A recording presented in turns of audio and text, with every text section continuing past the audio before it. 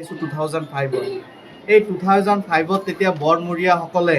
বহুত চিন্তা চৰ্চা কৰি চেণ্ট্ৰেলৰ লগত কথা পাতি তেতিয়া এটা ধুনীয়া এটা মিছন আনিছিলে NRHM national rural health mission আৰু সেইটো ফাংচনেল হৈছিল 2006 যেতিয়া ফাংচনেল হৈছিল তেতিয়া সেই নেশ্যনেল ৰুৰেল হেল্থ মিছনৰ আণ্ডাৰত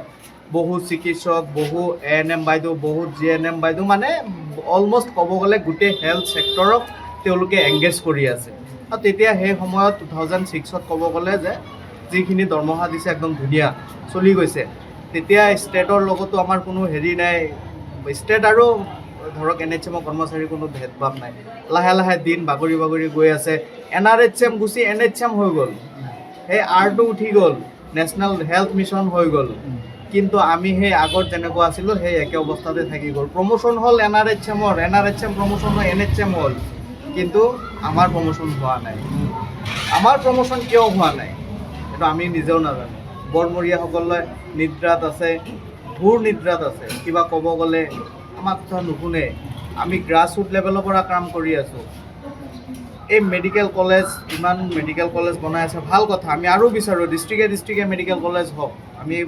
ছাপোৰ্ট কৰোঁ কিন্তু আমাৰ কি অৱস্থা হৈছে একবাৰ ভাবি চাইছে জানো কোনেও চোৱা নাই আপোনালোকক কৰজোৰে কৈ আছোঁ আপোনালোকে বস্তুটো ফ'কাছত আনক বহুত ডাঙৰ এটা কথা আপোনালোকৰ মূল দাবীসমূহ কি থাকিব ফালে কৈ আছোঁ আপোনালোকক আমাৰ মূল দাবীসমূহ হৈছে স্বাস্থ্য বিভাগৰ অধীনত বহুত স্থায়ী পদ খালী হৈ আছে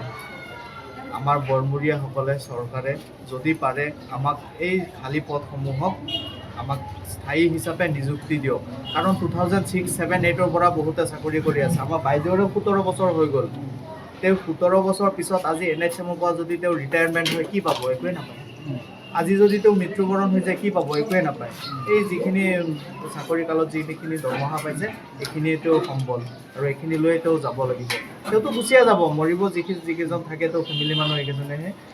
তাৰপিছত হৈছে 7 পে গৈ এতিয়া 8 পে আহোঁ অৱস্থা আমাৰ 8 পেৰ আণ্ডাৰত আমাক ধৰিব লাগিব এই দুটা হৈছে এইটো দুটাই দিয়া হৈছে আৰু আমাৰ যিখিনি ডেথ বেনিফিট আছে এইখিনি আমি পাব লাগিব পেঞ্চনৰ যিখিনি সা সুবিধা আছে এইখিনি আমি পাব লাগিব আৰু পে স্কেলত যাতে আমাক ইনক্লুড কৰে তাৰ বাবে আমি গভটক